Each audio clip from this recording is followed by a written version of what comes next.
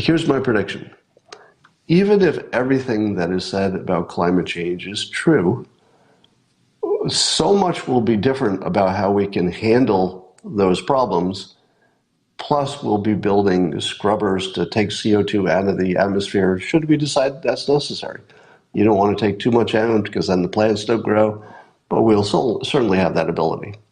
So, the odds that climate change will kill you approach 0, in my opinion. That's my prediction. The odds that things will be better 80 years from now in every possible way, close to 100%. So that's my prediction. 80 years from now, everything important will be better than it is now, not worse. There may be new problems introduced into the world that I haven't foreseen, but all the ones that exist will be far, far less. Fewer people dying of heat, fewer problems from hurricanes, fewer problems from not enough food, not enough water. All of that will be better.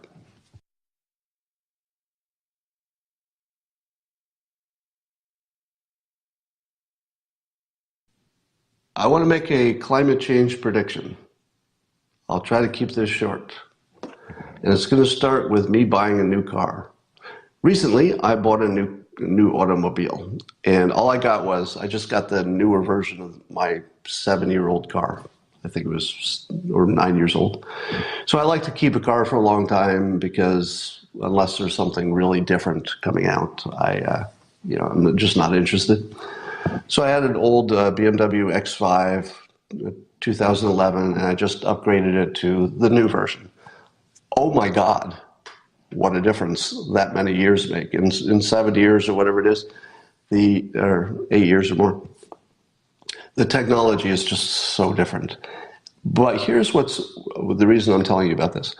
This car has human characteristics and is slowly phasing me out of the decision making. So first of all, as I walk near the car, and I've got my key in my pocket, some of the accent lights turn on, my car acknowledges my presence when I enter the area. That makes me feel like it knows me. My car will adjust its settings to be just for me, which makes me think, my car really knows me. My car listens to me talk, understands it, changes things, the heat, the radio, whatever, by talking. I can also use gestures. So there's a place I can do a gesture. So if I want to turn up the radio, I just go like this with my hands under the rear view mirror, and the radio goes up in volume. My car understands language and sign language. When I start my car and I start driving, the seatbelt tightens. It literally hugs me. It hugs me. You feel like it tightening. And you feel actually your car hugging you.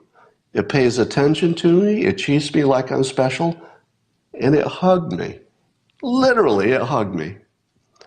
And throughout all of the user interface elements of this car, you see something that is getting more and more human and is sort of merging with you. One of those aspects is that the car will keep you from doing something stupid. So if you're going to drive into something, the car will actually stop you from doing it. Every once in a while, I'll feel the car take control and put me back in the lane, sometimes when I didn't want to. So I don't know if it's safe because the car seems to take the steering wheel every once in a while and get you off like a white line if you're on it or something. You can correct pretty easily, but it's disturbing when you see the car make a decision for you. So the car decides the route I'm going to take through the GPS. It makes sure that I turn when I'm supposed to turn. And it basically is this symbiotic part in which I'm essentially a cyborg when I'm part of the car. So me plus my car is sort of an entity, a cyborg symbiotic entity, in the way that it used to be just a machine, and now it's not. All right, so that's my first point, that we're becoming cyborgs. this is important to my discussion of my prediction for climate change, because our smartphones have also made us cyborgs. As long as you have your phone with you, you have a brain augmentation, communication augmentation, all kinds of augmentation to your natural abilities. We are now inseparable from our smartphones. So it's like we're one entity. Phone plus person is sort of the entity. And here's where I'm going to take my prediction for climate change. Let's say climate change, for whatever reason, doesn't even matter the reason, but let's say the temperature is going up within some range. At the bottom of the range, we don't have too much to worry about. At the top of the range, we do. You don't have to worry too much about the range. But when the IPCC makes a prediction, they're making something like an 80-year prediction. Here's what's going to happen in those 80 years that is not part of the prediction. First thing you have to ask yourself is, what are the problems associated with climate risk? So let's say the temperature goes up more than we want. And again, it doesn't matter why. Could be natural, could be sun, could be CO2. Scientists say it's CO2. But for now, that doesn't matter. Let's just say that temperature's going up and bad stuff's happened. What is the bad stuff? Could we find ways to deal with all the bad stuff in such an efficient way that we don't care how warm it is? Let me ask you this, just to blow your mind a little bit. The current way that we eat as human beings is that we grow food in dirt and we wait for months and months for food to turn into something, and then we package it and ship it and process it and add chemicals to it. That's the way we currently eat. Does that seem like the best way to grow food? Do you think in 80 years, food will come from dirt? Do you? Maybe. I would say the odds of food growing in dirt outdoors might approach 0 in 80 years. In 10 years, of course, it's still going to be farms. In 20, probably. In 30, probably still just growing outdoors. But by then, there will be indoor farms. There'll be underground farms. There'll be all kinds of different ways to make food. There may be a chemical process for making food that tastes better than any food you've ever had. We might be just making it out of, printers and stuff. Right now, we slay living creatures and chop them up and turn them into burgers and steaks and stuff to eat them. Do you think that in 80 years, a primary way that human beings get protein is by slaughtering other living creatures? Maybe. I would say unlikely, because it's inefficient. The odds of science coming up with something that tastes better, is easier to make, easier to produce, and way more satisfying as well as nutritious is 100%. Remember, 80 years. 80 years. I don't think you're going to have to worry about what happens to your farm, because nobody's going to get food from a farm in 80 years. Maybe, but I think not. Here's another problem. Maybe it's just too hot outside and people are going to die because they live in places that are just too hot. Well, in 80 years, do you think people will be dying from the heat no matter how warm it is? Do you think more people will be dying from the heat or fewer? Almost certainly fewer. Because first of all, we'll have more air conditioning, we'll have more ways to deal with things, we'll have more ways to get energy. If you've got energy, you've got air conditioning. Probably the number of people dying because it's too hot outside will approach 0 in 80 years. And we'll just have ways to deal with it. We could get to the point where you can genetically modify people to be better at taking heat. Oh yeah, that's possible. We're already right at the point of technology where we could find people who have genes that make them more resistant to hot weather. Take me, for example. I don't do well in hot weather. Could you find a human being who does better in hot weather and give me some of those gene qualities? Or if you have a baby, can you introduce it into the baby so the baby can just take a lot of heat or even a lot of cold? Absolutely. Do you think there's any chance we won't be able to do that in 80 years? Do you think there's any chance we won't be able to engineer people to just be able to handle the heat pretty well and not get in, and maybe not even get sunburns? In 80 years, will we have clothing that keeps us cool and a hat that's basically like a permanent little air conditioning?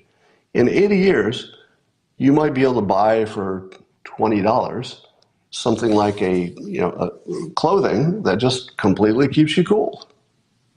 So you can't predict that. All right. In 80 years, we'll have Amazon delivering $20,000 homes. Nobody has to live outdoors because they got their inexpensive home. They built it themselves. You can have nuclear power everywhere. You might have fusion. Maybe you don't, but you don't need it because Generation 4 and beyond will be clean enough and good enough. So when you've got all kinds of power, because nuclear will get us there, and maybe solar and batteries and wind will keep getting better too. When we've got plenty of energy, then we can do desalinization, because the big expense of desalinization is the energy. But we'll also have cheaper, easier, lower energy ways to desalinate. So once you have water, is climate change a big deal? Well, one of the biggest problems with climate change is people might have too much water or too little water. So the people who had too little water, well, desalinization might solve it. Remember, it's 80 years from now. What about the deserts, becoming more deserts? Well, we now know how to reforest deserts. Some of it is just introducing livestock and they just poop on it and carry seeds and stuff, and you can redo a desert. So we might be geoengineering the planet to actually get rid of major storms. I'll give you one example. My understanding is that the major hurricanes that we see in the Atlantic that affect the United States, they form because of the northern African deserts. That heat is what gets the ball rolling that turns into a hurricane. If you were to cause that desert to be cooler, you would reduce the number of hurricanes. Could we do that within 80 years? Totally. Totally feasible to make the desert less of a desert and green it up a little bit. How about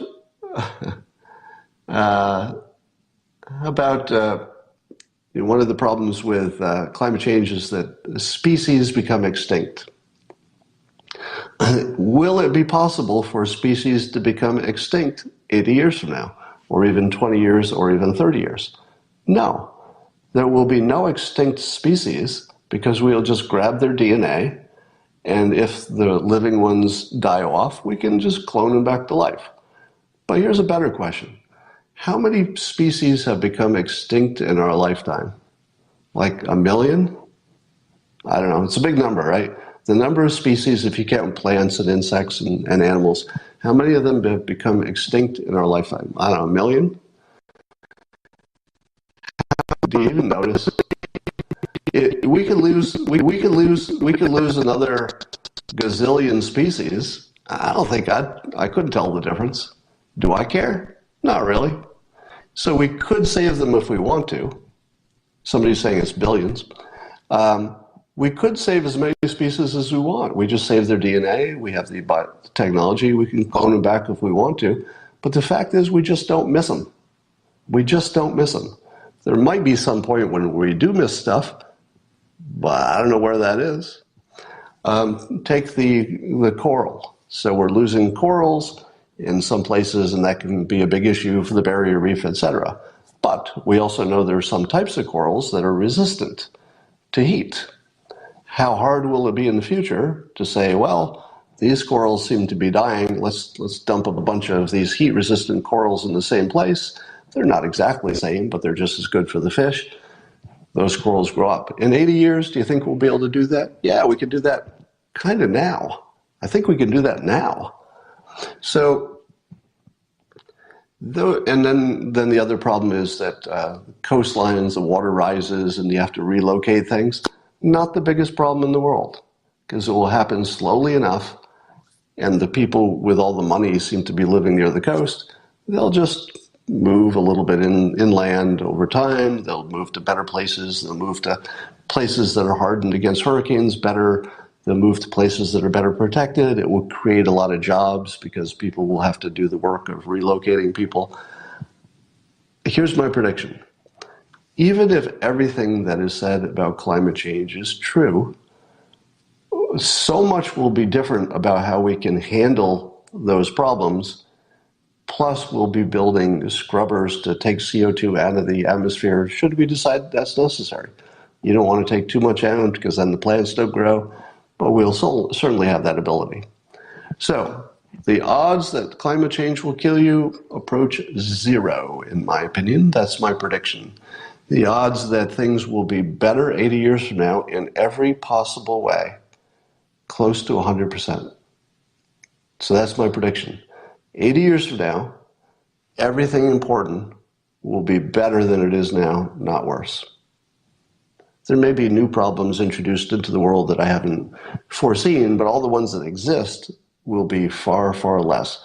Fewer people dying of heat, fewer problems from hurricanes, fewer problems from not enough food, not enough water. All of that will be better.